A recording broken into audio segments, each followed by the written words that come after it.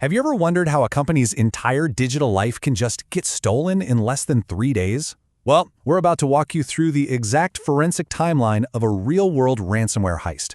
We're going to see how they went from one tiny crack in the wall to a complete network lockdown.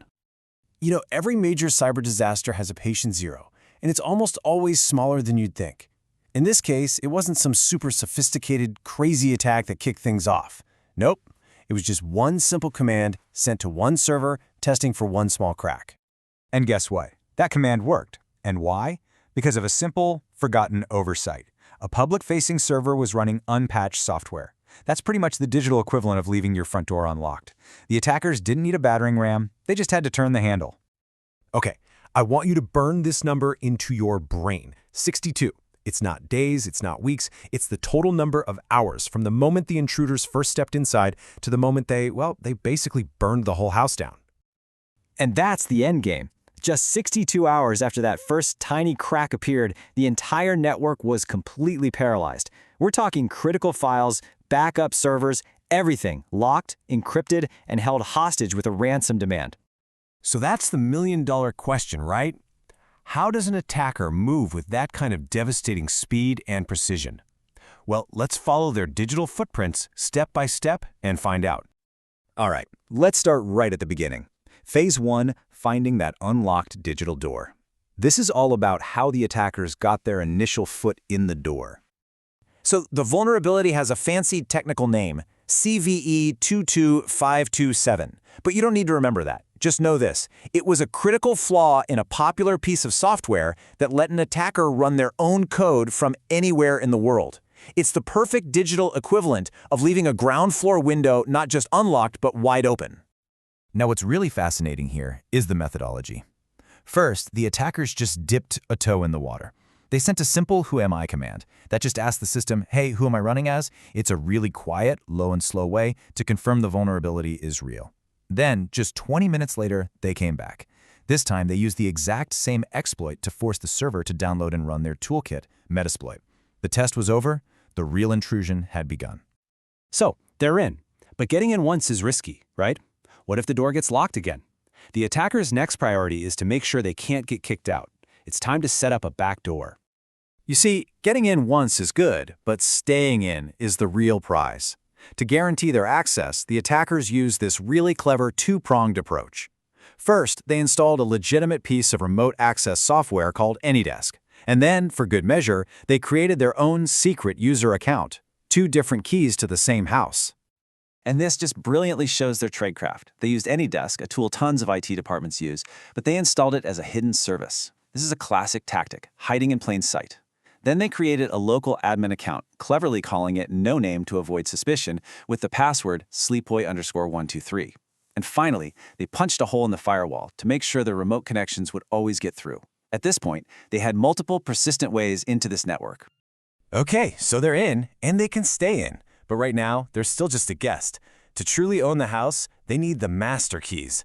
This next phase is all about climbing the ladder to gain more power, what we call privilege escalation. When they first broke in through that Confluence server, they were running as a really low-privileged account called Network Service. Think of it like this. You have a key to the lobby of a skyscraper.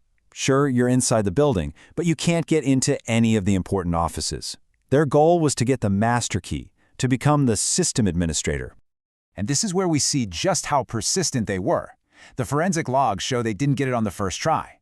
They tried one technique to escalate their privileges, and it failed. They tried a second, completely different technique. It also failed. But they didn't give up. On their third attempt, using a slight variation of that first technique, it worked. They were now the all-powerful system user on that server. Now with full administrative control of that first server, the game completely changes. They're no longer just trying to survive. They're hunting for a much, much bigger prize. The master keys to the entire kingdom.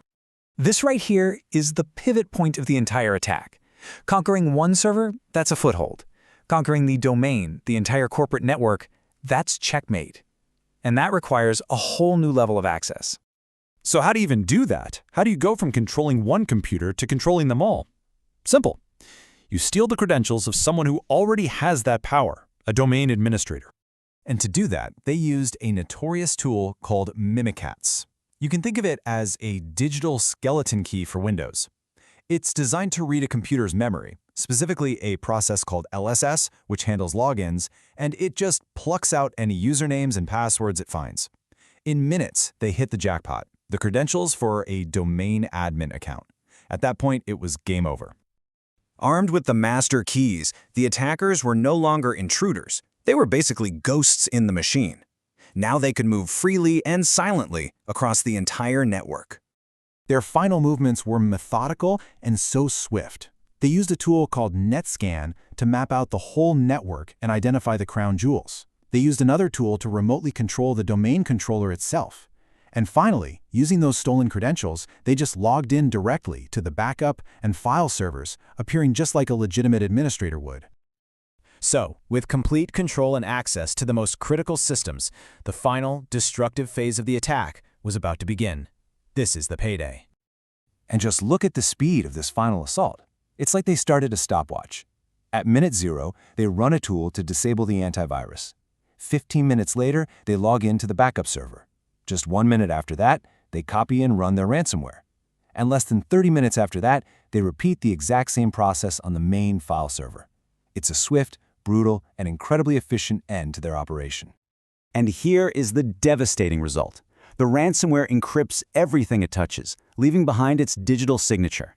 A ransom note pops up on every screen.